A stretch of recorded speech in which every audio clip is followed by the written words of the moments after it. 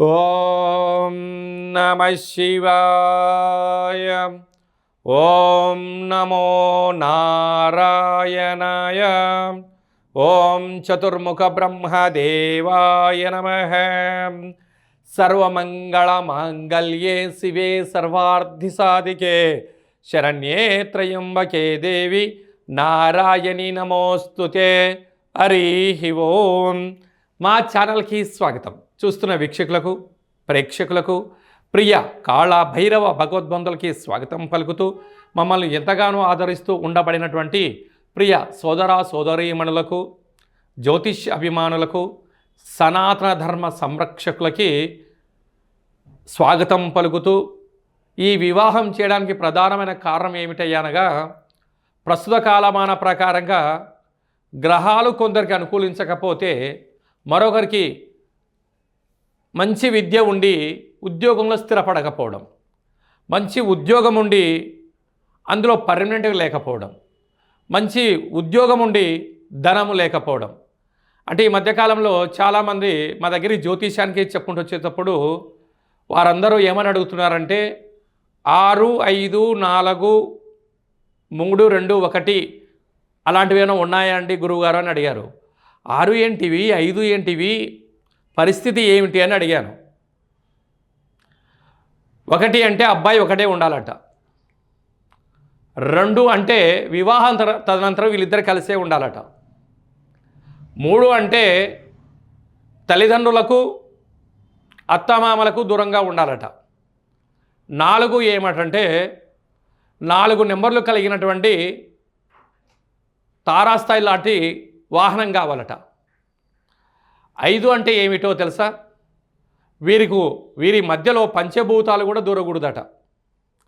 6 అంటే వివాహ తదనంతరము అబ్బాయి యొక్క పాస్తులే కావాలి తప్ప అన్నదమ్ముళ్ళు కానీ అక్క చెల్లెలు కానీ గతంలో తల్లిదండ్రులు చేసిన అప్పు కానీ వీరికి ఉండకూడదట. 7 ఏంటమ్మా అంటే అబ్బాయి అపార కుబేరుడు కావాలి అని అడుగుతున్నారు. నేను ఒక్కసారి వాళ్ళ మాట విన్న తర్వాత ఆశ్చర్యచకితుడయ్యాను. అమ్మా, మీరు చెప్పిన దాని ప్రకారంగా చూస్తే ఆ వ్యక్తి అనాథ కావాలి, తల్లిదండ్రులతో రేపొద్దున రిలేషన్ ఉండకూడదు, అన్నదమ్ములతో ఉండకూడదు, అక్కా చెల్లెలతో ఉండకూడదు, ఏమిటి అని అడిగితే, లేదండి మా అమ్మాయిని రేపొద్దున వాళ్ళ ఇంటికి ఇచ్చిన తర్వాత ఈ బాధలు మేము పడలేమండి, మేము ఇన్ని రోజులు అల్లారు ముద్దుగా పెంచుకున్నామండి అన్నారు. సరేనమ్మా, అంత బాగానే ఉంది. వారి ఇరువురి మధ్యలో ఏదైనా స్వల్పమైన భేదాభిప్రాయాలు వచ్చినప్పుడు ఎవరు నచ్చజెప్పాలి అమ్మా? ఇటు తల్లిదండ్రులు కానీ అటు తల్లిదండ్రులు కానీ కలగజేసుకోవచ్చు కదా, చేసుకోవడానికి ఎవరో ఒకరు పెద్దవారు కావాలి అంటే మేమున్నాం కదండి. అంటే ఉండబడిన కేసులన్నీ కూడా అమ్మాయి వాళ్ళకి అనుకూలంగా ఉన్నాయి కదండి అని అన్నా నేను. అదే కదండి, ఆ అబ్బాయిని వీలైతే ఇల్లరికం, లేకపోతే కొంతకాలం తర్వాత అబ్బాయి సంపాదించినంత సంపాదన మాకే చెందాలి అన్న పోకడలో నడుస్తుంది. వారు చెప్పిన మాట ఒక్కసారి నేను వినగానే చాలా ఆశ్చర్యచకితుడయ్యాను. అంటే ఎక్కడికి వెళ్తుంది అనేది.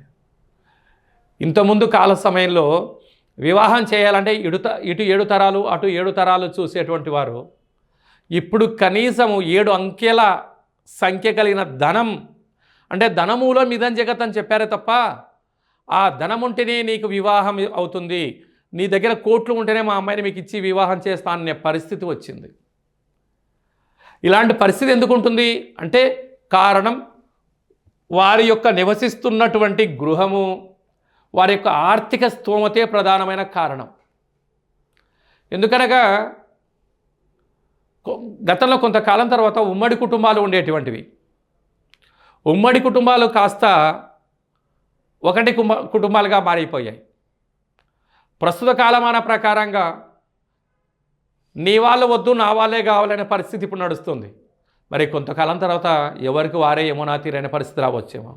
అంటే వీటన్నిటికీ గృహమే కారణం అని చెప్పి కొందరు చెప్తున్నారు.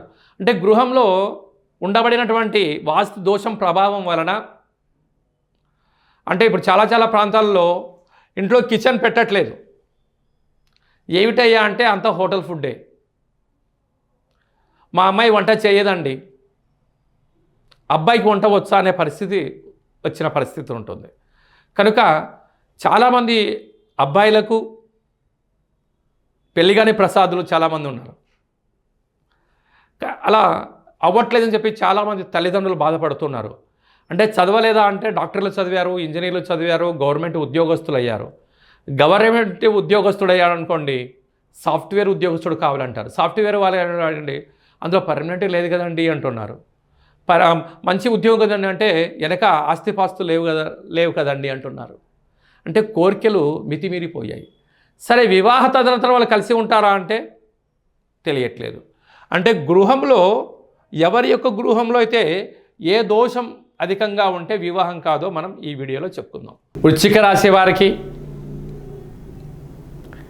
ఇంట్లో చాలా వరకు వివాహం అవ్వకపోవడం, వివాహమైన దంపతులు సక్రమంగా కలిసి ఉండకపోవడం గల కారణాలు ఏంటి అనేటువంటిది ఈ వీడియోలో సవివరంగా సంపూర్ణంగా తెలుసుకుందాం.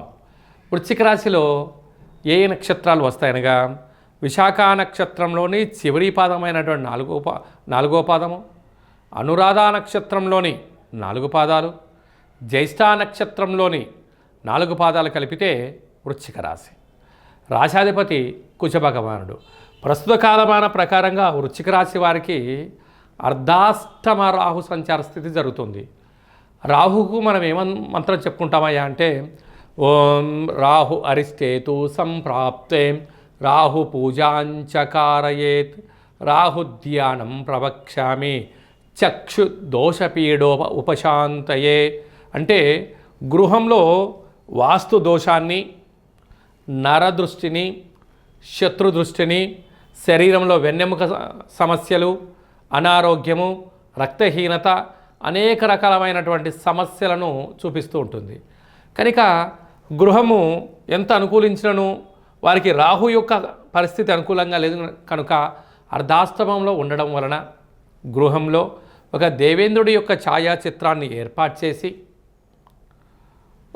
ఒక యంత్రాన్ని ఏర్పాటు చేసి ఓం దేవేంద్రాణి నమస్తుభ్యం దేవేంద్ర ప్రియ భామినీం వివాహం ఐశ్వర్యం భోగభాగ్యం దేహిమే కురు కళ్యాణి శీఘ్రం మే దేవి సర్వదే అనే మంత్రాన్ని ఉచ్చరింపచేయడం వలన ప్రతి మంగళవారం పూట, బుధవారం పూట ఈ మంత్రాన్ని ఉచ్చరింపచేసి లలాటమైన బొట్టు పెట్టుకోవడం వలన ఈ ఇంటికి తప్పకుండా తూర్పు సింహద్వారమైంది, తూర్పులో ఒక ఎర్రటి గుమ్మడికాయని, లేదా ఉత్తర సింహద్వారమైంది, ఉత్తరంలో గుమ్మడికాయని కట్టడం వలన వ్యవసాయ సోదరీమణులు, సాఫ్ట్వేర్ ఉద్యోగస్తులు, హార్డ్వేర్ ఉద్యోగస్తులు, ప్రభుత్వ ఉద్యోగస్తులు, వ్యాపారస్తులకు అనేక రకాలమైన ఏమైనా ఇబ్బందులు ఉన్నట్లయితే ఈ దేవేంద్రుడి యొక్క మంత్రం ద్వారా, దేవేంద్రుడి యొక్క ఫోటో ఛాయా చిత్రం ద్వారా, అంటే ఆయన భార్యనే కళ్యాణి మాత, వివాహకాల సమయంలో కళ్యాణ తిలకం ఎలా దిద్దుతారో